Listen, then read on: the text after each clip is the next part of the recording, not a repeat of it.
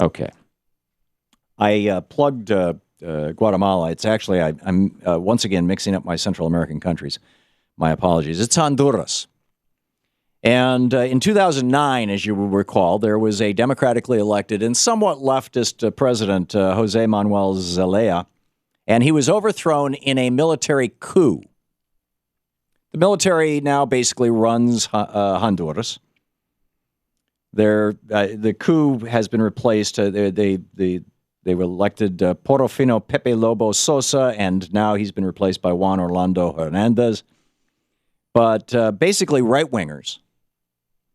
And in the piece by Mike LaSousa in Alternet, it was put up January 27th. It's I'm pretty sure on alternet.org right now. The first paragraph, Honduras has embarked on a devastating neoliberal, now keep in mind that means conservative Republican style, austerity, privatization, economic program that has contributed to its status as one of the poorest and most unequal countries in the region. The privatization of Honduran society has been accompanied by a militarization of public security efforts in the country and been fueled by a network of U.S.-supported policies and programs. Here's where it gets bizarre. Since this is a libertarian experiment they're doing. Remember when they tried the libertarian experiment in Iraq? They knocked down Iraq's government. L. Paul Bremer went over and said, we're going to prove, there has never been a country where libertarianism has been successfully demonstrated. Never, ever. There have been a bunch of attempts. They tried it down in Chile in the 70s, 60s, 70s, when the dictator of Chile, Pinochet, General Pinochet, overthrew the democratically elected government, came to power, and he brought down Milton Friedman and a bunch of guys from the Chicago School, these libertarian economists. They call it neoliberalism in Europe. We call it libertarianism or conservative economics. Went down to Chile and they said, okay, privatize Social Security, put it in the hands of the banksters, which Chile did. Cut all your government regulations, free the banksters, free the corporations, do away with trade unions, ban them. And when people protested, Pinochet just had them murdered. He killed lots and lots of people. And that that reign of terror just, relatively recently ended. So that didn't work in Chile. And now you got Michelle Bachelet down there actually making, progressive changes. She's bringing her country back. Chile is recovering from this. So Chile didn't work. So they tried Iraq. L. Paul Bremer went over to Iraq and said, okay, we're going to fire the entire government sector. Half of the Iraqi economy at the time that we took it down was owned by the government. I mean, literally, cement factories, steel factories, car manufacturing, whatever it was, it was owned by the government. In fact, it was more than half. And Bremer said, that's socialism.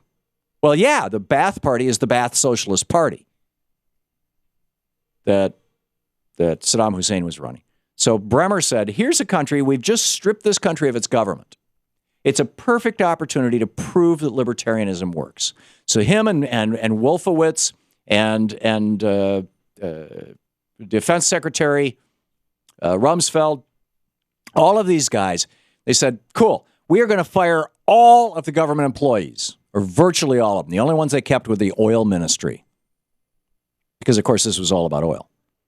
They shut down these government-run businesses, thousands of factories across Iraq, shut them down, put them up for sale for privatization. They fired everybody in the army, most of the police departments, because they were members of the Ba'ath Socialist Party. And then they said, now let's just stand back and let the magic of the market work. And people started looting the museums and the businesses and the factories that used to be running. They were looting them for scrap metal. And they asked Don Rumsfeld, what's going on? And he said, sometimes freedom is messy. Right. Well, it didn't work out so well in Iraq. Now they're trying it in Honduras. And here's where it gets truly bizarre. They have all this money from the United States right now.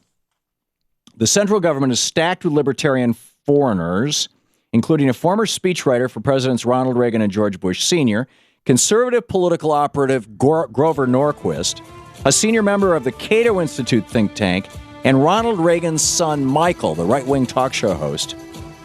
as well as an Austrian general secretary of the Friedrich Hayek Institute.